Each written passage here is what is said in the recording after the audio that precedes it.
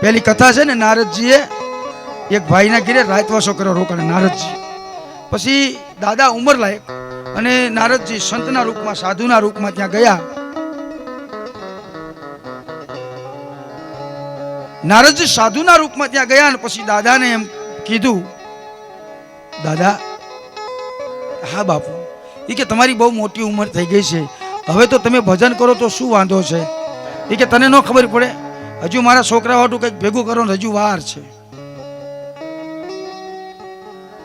વળી નારદજી બીજી વખત જ્યાં, બીજી વખત દાદાને સમજાયા. ઘણા વર્ષો પછી એ કે દાદા, હવે તો હોયા પોગવાયા, હવે ભક્તિ કરો તો શું વાંધો છે? તને ન ખબર પડે, માળામાં ધ્યાન રાખવું ને ઘરમાંથી કોઈક ચોરી કરી જાય તો, એટલે છોકરાના ઘરનું ધ્યાન રાખું છું. પછી તો આ બાપુ અવારનવાર એ ભગતના ઘરે આવે, નારદજી સંતના રૂપમાં, એટલે બધા ઓળખ્યા આખો પરિવાર. પછી એકવાર દાદા પાછા થયા, પછી નારદજી આવ્યા. એટલે નારદજીએ એના પરિવારને પૂછ્યું કે આપણા દાદા ક્યાં ગયા? એ કે બાપુ, દાદા બહુ સારા હતા, પણ થોડોક ટાઈમ પહેલા દાદા પાછા થયા. પાછા થયા કે હા? એટલે નારદજીએ સમાધિ ચડાવીને જોયું. એ કે પાછો થયો હોય તો કંઈક બનીને આવ્યો જ હોય. તો જોયું તો એના ફળિયામાં કૂતરો થઈને બેઠેલો. રાત્રિના સમયે નારદજી એનો પરિવાર સૂઈ ગયા પછી નારદજી પેલા કૂતરાની પાસે જઈને કીધું, દાદા, હવે તો માણામાંથી આવા ત્યાં, હવે સત્સંગ કરશો? એ કે હજુ વાર છે. વળી નારદજી 2-5 વર્ષ પછી આયા. નારદજી પેલા છોકરાઓને પૂછ્યું કે બેટા, ઓલો કૂતરો હતો ફળિયામાં ક્યાં ગયો? કે બાપુ, કૂતરો બહુ સારો હતો પણ પાછો થયો. વળી નારદજીએ સમાધિ ચડાવીને જોયું તો એ જ ઘરમાં ગમાણે બળદ થઈને ઉભો હતો. નારદજી રાત્રિના સમયમાં વળી પાછું કીધું કે હવે તો તું બળદ થયો, હવે સત્સંગ ભજન કરવું છે કે નહીં? એ કે હજુ વાર છે, છોકરાઓની માટે થોડી ખેતી કરી દઉં પછી વાત. આટલી માયાની સાથે આસક્ત માણસ સમય જતા બળદ પણ પાછો થયો. નારદજી આયા. નારદજી પૂછે, છોકરા, પેલો બળદ? એ કે બાપુ, બળદ બહુ સારો હતો પણ પાછો થયો. વળી નારદજી આંખ બંધ કરીને જોયું ને તો પોતાની વાડીમાં 80 ફૂટના કૂવામાં કાચબો બનેલો. એટલે નારદજી પેલા દીકરાઓને કે બેટા, કાયમ તમારા ઘરે નવ છું, આજે મારે વાડીએ જવું છે. નારદજી વાડીએ ગયા, પછી પેલા કૂવામાં ઉતર્યા, કાચબાને પકડ્યો. એ કે દાદા, હવે તો કાચબા થયા, હવે તો સત્સંગ ભજન કરો, 2 માળા કરો. એ કે હજુ વાર છે. ક્યાં? એ કે મારા છોકરાને પાણી ન હોય જાય ને એટલે કૂવામાં રહું છું. કેટલો આ જીવને માયાની સાથે લગાવ છે સાહેબ.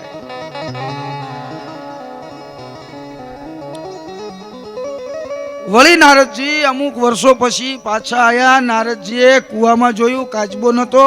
સમાધિ ચડાવીને જોયું ને તો ઓલો ગીંગોળો થયેલો. પેલું જોયું ને, ઓલો વરસાદ આવે ને વિના, ત્યારે ગોળ ગોળ માટીના ગળિયા કરીને લઈ જાય. એને પકડ્યો. નારદજી કે દાદા, હવે? એ કે હજુ મારા છોકરાને થોડીક માટી ભરી દઉં પછી વાત. હવે જેને જીવનમાં સાહેબ ભક્તિ કરવી જ નથી, એને તમે કેટલું સમજાવી શકો? કેટલા ધક્કા કરવા? નહીં માને.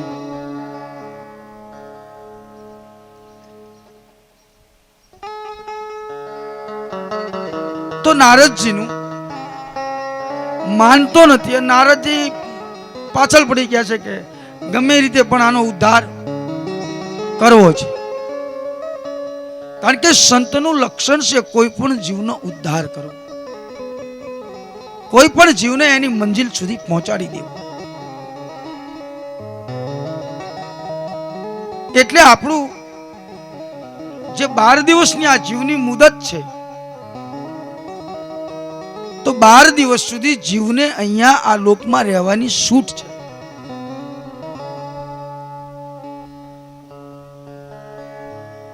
તો 12 દિવસ કેવી રીતે ગોઠવાના? આપણા શરીરના ત્રણ ભાગ છે. કારણ દેહ, સૂક્ષ્મ દેહ અને સ્થૂલ દેહ. મસ્તકથી ગરદન સુધીનો જે આપણું શરીર છે એ કારણ દેહ છે. કારણ કે બધા કારણો લોભ, લાલચ, ક્રોધ, મોહ, માયા આ બધું આમાંથી પ્રગટ થશે. અહીંથી ઉતારીને પછી કઈ પ્રગટ થાય ખરું? એટલે આટલો કારણ દેહ છે. કારણ દેહ 5 તત્વથી બનેલો છે. પછી ગરદનથી કમર સુધીનો જે આપણો દેહ છે એ સૂક્ષ્મ દેહ છે. એટલે આની અંદર 3 વસ્તુ સૂક્ષ્મ રૂપે રહે છે: પવન, આત્મા અને શબ્દ. આની અંદરથી અવાજ નીકળે છે, શબ્દ નીકળે છે, પણ કેટલી વારમાં કેટલી સેકન્ડમાં અંદર પાછો વયો જાય છે ખબર રહેતી નથી. સૂક્ષ્મ છે. તમે બોલો છો ને તમે સાંભળો છો. તમે બોલો ને તરત તમે સાંભળો છો કે નહીં? તો કેટલી મિનિટ કેટલી સેકન્ડમાં અંદર વયો ગયો પાછો. તો આની અંદર શબ્દો રહે છે ક્યાં?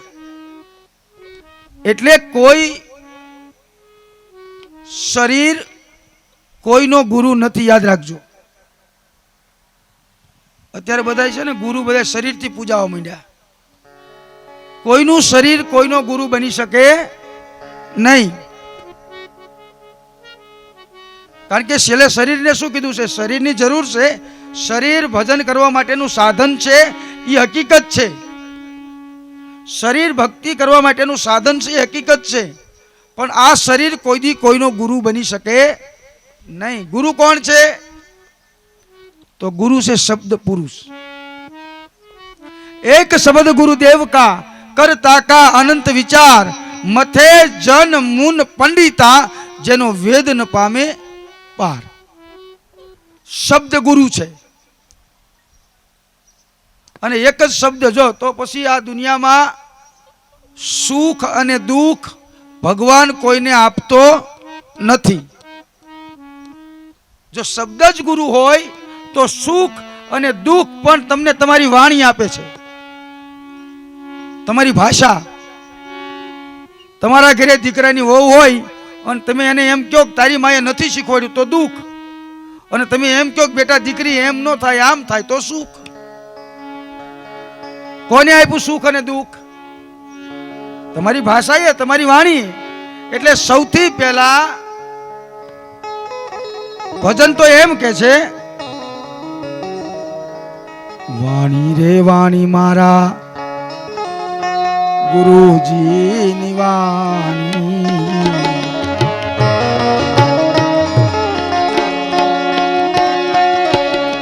વાણી રે વાણી મારા ગુરુજીની વાણી, જીવતા પરણાવી ભાવે ઉવા ગેરિયાણી,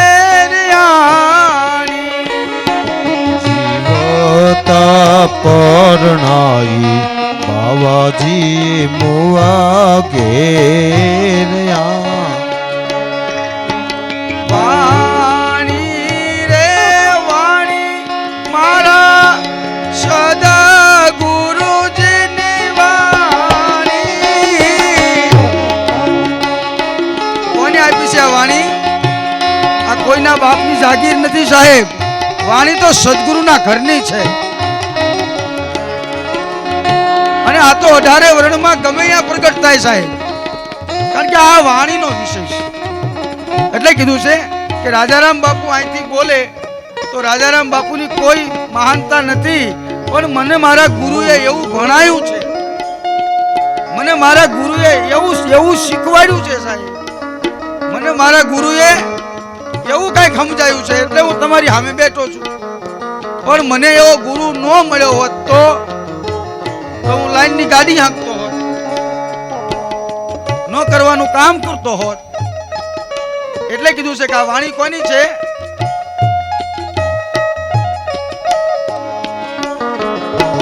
વાણી રે વાણી મારા ગુરુજીની વાણી,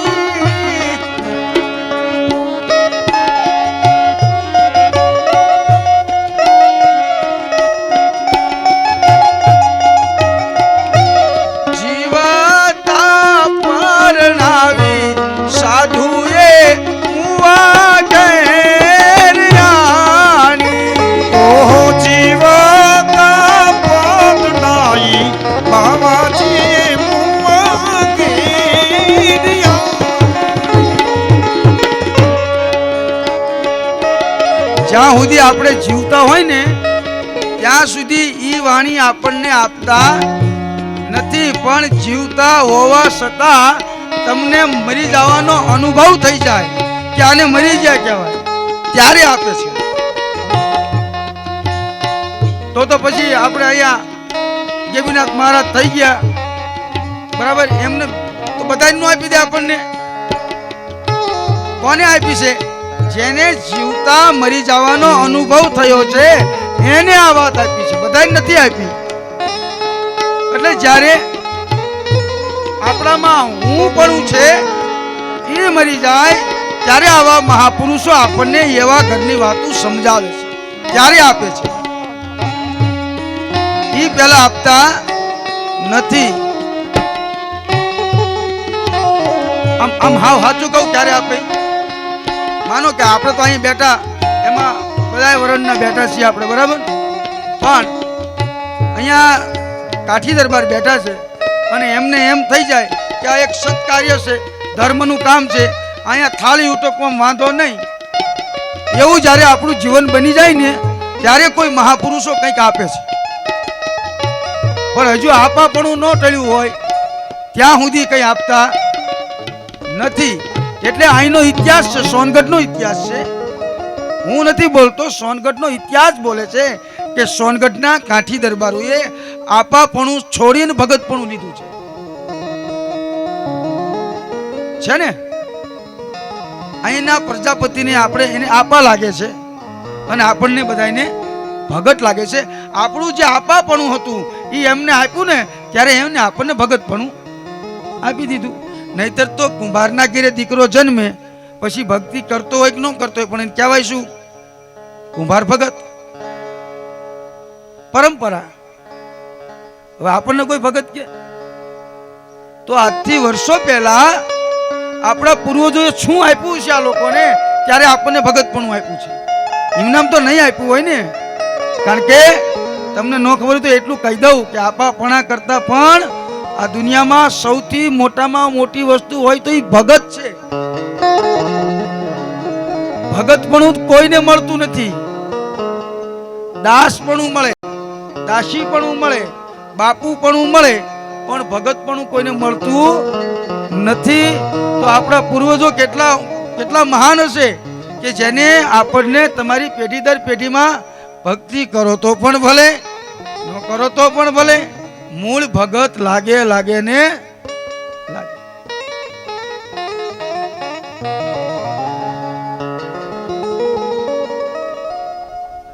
તો એમ આ વાણી સદગુરુની છે સાહેબ.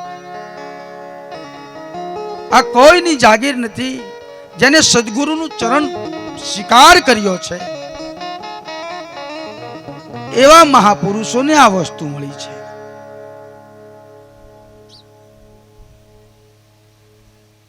તો ત્રણ વસ્તુ સૂક્ષ્મ છે: શબ્દ, પવન અને આત્મા. આવે છે, રહે છે, જાય છે, કઈ ખબર નથી.